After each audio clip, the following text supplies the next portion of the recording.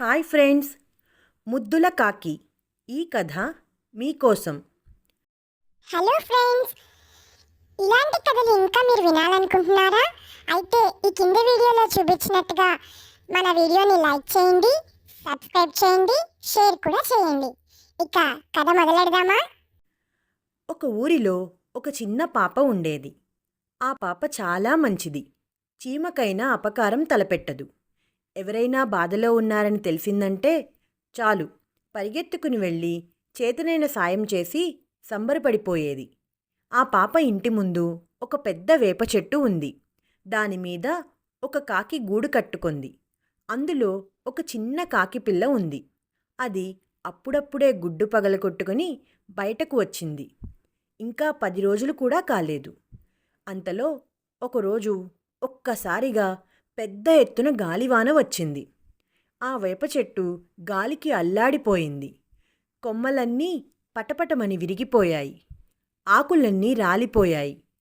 ఆ చెట్టు మీద కాకి గూడు ఉంది కదా, అది గాలికి ఎగిరి కింద పడిపోయింది.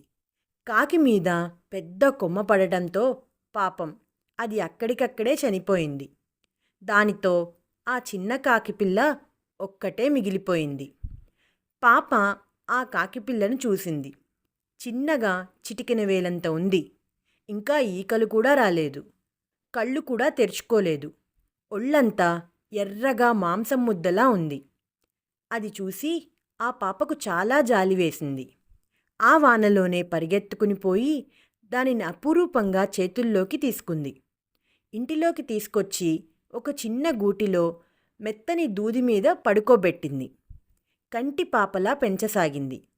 రోజులు మారుతున్న కొద్దీ అది నెమ్మదిగా పెరుగుతూ అటూ ఇటూ గంతులేయసాగింది. కావు కావుమంటూ ఇల్లంతా ఎగరసాగింది. ఎప్పుడూ పాప భుజంపైనే ఉండేది. ఆ పాప పో అంటే కళ్ళు టపటపా కొట్టుకుంటూ తల వంచుకొని దూరంగా పోయేది. రా అంటే సంబరంగా చిటికెలో వచ్చి చేతిమీద వాలి కావు కావుమంటూ నవ్వేది. ఎగరమంటే ఎగిరేది. దుంకమంటే దుంకేది. పాప ఏం చెప్తే అది చేసేది. పాప మాటలు దానికి బాగా తెలిసిపోయేవి. పాప దానికి ఒక చిన్న అందమైన గూడు తయారు చేసి ఇంటి ముందున్న చెట్టుకు తగిలించింది. అలా ఆ కాకి నెమ్మది నెమ్మదిగా పెరిగి పెద్దదయ్యింది. రోజూ పాపతో పాటు ఎగురుకుంటూ బడికిపోయేది. పాప బడి నుంచి బయటకు వచ్చేంతవరకు ఏదో ఒక చెట్టు మీదనే ఉండేది. పాప సాయంకాలం బయటికి రాగానే మరలా పాపతో పాటు ఎగురుకుంటూ ఇంటికి వచ్చేది. ఆ కాకి చిన్నప్పటి నుంచి పాపతో కలిసి పెరగడంతో దానికి మనుషుల మాదిరే బాగా తెలివితేటలు వచ్చాయి. పాప చిన్న చిన్న గిన్నెలు, చెంబులు, గరిటెలు ఇచ్చి అమ్మకు ఇచ్చిరమ్మంటే ఇచ్చి వచ్చేది. కాగితాలు, పెన్నులు బడిపిల్లలకు ఇచ్చిరమ్మంటే పోయి ఇచ్చి వచ్చేది. కానీ బడిలో పిల్లలు మాత్రం ఆ పాపను చూసి ఒకటే నవ్వేవాళ్ళు, ఎగతాళి చేసేవాళ్ళు. మేం చిలకలను పెంచడం చూసాం, పావురాలను పెంచడం చూసాం, నెమళ్లను పెంచడం చూసాం, కోళ్లను పెంచడం చూసాం. కానీ నువ్వేంటి లోకంలో ఎవరూ ఎప్పుడూ పెంచనట్టు, పెంచడానికి ఏదీ దొరకనట్టు ఈ పనికిరాని కాకిని పెంచుతూ ఉన్నావు అనేవాళ్ళు. ఆ మాటలకు పాప చాలా బాధపడేది. కళ్ళ నీళ్లు పెట్టుకునేది. కానీ కాకిని ఒక్క మాట కూడా అనేది కాదు. ఇంటి చుట్టుపక్కల వాళ్ళు ఇంటిలో కాకి తిరిగితే అశుభం, పొద్దున్నే దాని మొహం చూడకూడదు, ఏదో ఒక ఆపదలో ఇరుక్కుంటాం అంటూ రకరకాలుగా భయపెట్టేవాళ్ళు. ఆ మాటలకు ఆ పాప అమ్మా నాన్న నవ్వేసేవాళ్ళు. పాప, అవన్నీ ఉత్త మూఢనమ్మకాలు, నువ్వేమీ పట్టించుకోవద్దు. రోజూ పొద్దున్నే దేవుని మొహం చూసే మన గుడి పూజారి కూడా మొన్న చీకటిలో గుడి నుంచి ఇంటికి వచ్చేటప్పుడు చూసుకోకుండా దారిలో ఉన్న పెద్ద బండరాయిని కొట్టుకొని కాలు విరగ్గొట్టుకున్నారు. కాబట్టి చదువుకున్న మనం ఇలాంటి మూఢనమ్మకాలను అస్సలు పట్టించుకోకూడదు. పాపం ఆ కాకి చిన్నప్పటి నుంచి నీ దగ్గరే పెరిగింది. అదీ కాక దానికి అమ్మ లేదు. పిడికెడు గింజలు, మిగిలిపోయిన అన్నం మెతుకులు, రొట్టె ముక్కలు పెడితే చాలు సంబరపడి ఎగిరి దుముకుతుంది. ఎవ్వరి మాటలు పట్టించుకోవద్దు. కాకపోతే ఎప్పుడూ దానితోనే తిరుగుతూ ఆడుకుంటూ చదువును చెడగొట్టుకోవద్దు అన్నారు. అమ్మానాన్నలే అండగా నిలబడటంతో ఆ పాప కాకిని మరింత బాగా చూసుకోసాగింది. ఒకరోజు వాళ్ళ బడిలో పిల్లలందరినీ ఊరి బయట జగన్నాథ గట్టుపైన ఉన్న ఒక పాత గుడికి బస్సులో తీసుకునిపోయారు. పాప బస్సులో ఎక్కగానే కాకి సర్రున కిటికీలోంచి దూసుకొని లోపలికి వచ్చింది. అది చూసి ఒక పాప, పెళ్ళికి పోతూ పిల్లిని చంకన పెట్టుకుని పోయినట్టు భలే తెచ్చావే ఈ కాకిని అంది. ఆ మాటలకు బస్సంతా ఒకటే నవ్వులు. పాపకు ఇలాంటి సూటిపోటి మాటలు అలవాటైపోవడంతో వాళ్లతో పాటు చిరునవ్వు నవ్వుతూ దానిని ఒడిలో పెట్టుకుంది. బస్సు జగన్నాథ గట్టు దగ్గరికి చేరుకుంది. పిల్లలందరూ బిలబిలమంటూ కిందకి దిగారు. పెద్దవాళ్లు ముందు పోతూ ఉంటే పిల్లలు వెనక నడుచుకుంటూ అక్కడున్న గుళ్ళన్నీ చూసి తోటలోకి చేరుకున్నారు. అందరూ నవ్వుకుంటూ మాటలు చెప్పుకుంటూ వెంట తెచ్చుకున్న తినుబండారాలన్నీ తిన్నారు. పెద్దవాళ్ళు పిల్లలతో, రేయ్, మీరు తోట దాటి బయటకు పోకండి, ఆడుకోండి, సాయంకాలం చీకటి పడకముందే మరలా బయలుదేరదాం అంటూ వాళ్ళంతా ఒక చెట్టు కిందకి చేరి మాటల్లో మునిగిపోయారు. పాప తన తరగతి పిల్లలతో కలిసి బంతాట ఆడుకోసాగింది.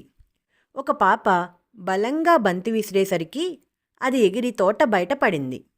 దాన్ని వెతకడానికి ఆ పిల్లలు బయటకు వచ్చారు. అక్కడంతా రాళ్ల గుట్టలు ఉన్నాయి. ఆ బంతిని వెతుకుతూ కొంచెం దూరం పోయారు. అక్కడ ఎవరూ లేరు. ఇంకా ఈ బంతి దొరికేటట్టు లేదు గాని పోదాం పదా అంటూ వెనక్కి తిరిగారు. అంతలో వాళ్ళు ఊహించని విధంగా అక్కడ నలుగురు దొంగలు రాళ్లచాటు నుండి బయటకు వచ్చారు. వాళ్ల చేతుల్లో పెద్ద పెద్ద కత్తులు ఉన్నాయి. ఏయ్, అరవకుండా నోరు మూసుకుని మేం చెప్పినట్టు చేయండి అంటూ గట్టిగా అరిచాడు ఒకడు. ఆ పిల్లల నోట మాట రాలేదు.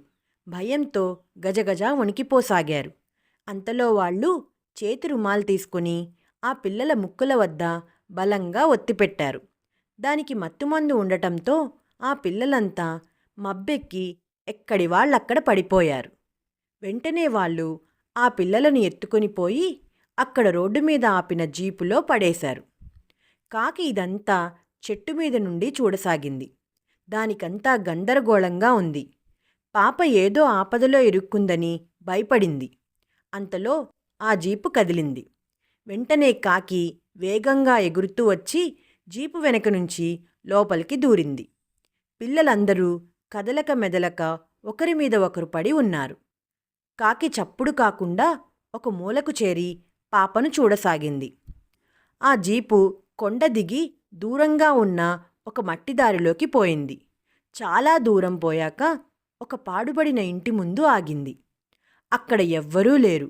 జీపు తెరిచి ఆ పిల్లలను ఎత్తుకుని పోయి ఒక గదిలో పడేసి బయట కడ్డీల తలుపుకు తాళం వేశారు.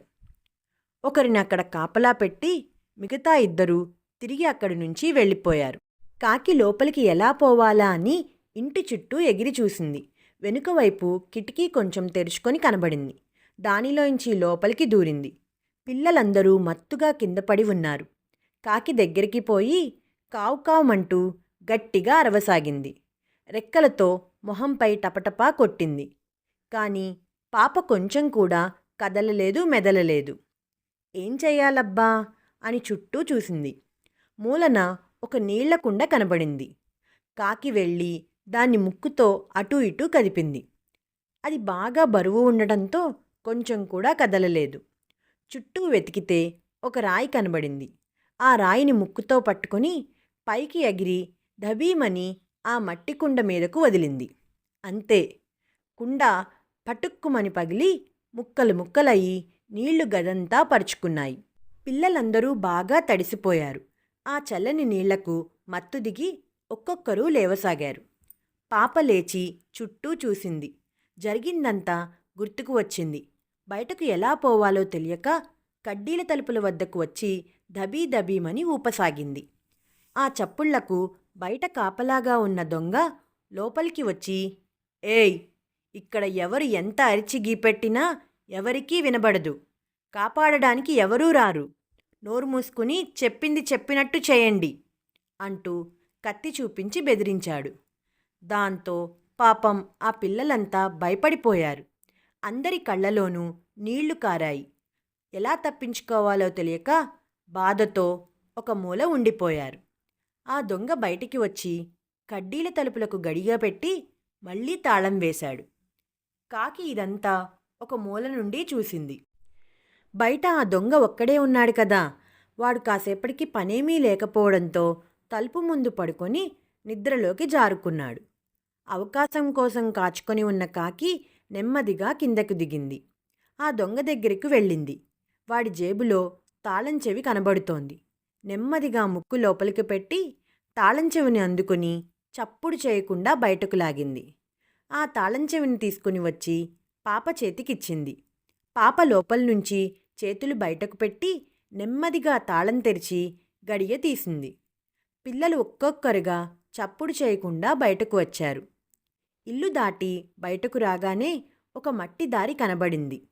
వేగంగా పరిగెత్తసాగారు. కాసేపటికి దొంగ నిద్ర నుంచి లేచాడు. ఇంకేముంది, తలుపులు తెరిచి ఉన్నాయి, లోపల పిల్లలు లేరు. అదిరిపడ్డాడు. బయటకు వచ్చి చూశాడు. ఎక్కడా కనబడలేదు. వెంటనే మిగతా దొంగలకు ఫోన్ చేసి జరిగిందంతా చెప్పాడు. వాళ్ళు ఆ దొంగను బాగా తిట్టి వెంటనే జీపు వేసుకుని బయలుదేరారు. పిల్లలు చాలా దూరం పరిగెత్తి బాగా అలసిపోయారు. ఇంకా ఎంత దూరం పోవాలి అనుకుంటూ ఉంటే జీపు చప్పుడైంది. అయ్యో, ఆ దొంగలు పట్టుకోవడానికి మరలా వచ్చినట్టున్నారు. ఈసారి పట్టుబడితే అంతే అని అందరూ వెనక్కి తిరిగి మరింత వేగంగా పరిగెత్తడం మొదలుపెట్టారు. కానీ వాళ్ళేమో చిన్నపిల్లలు. అదీ కాక బాగా అలసిపోయారు.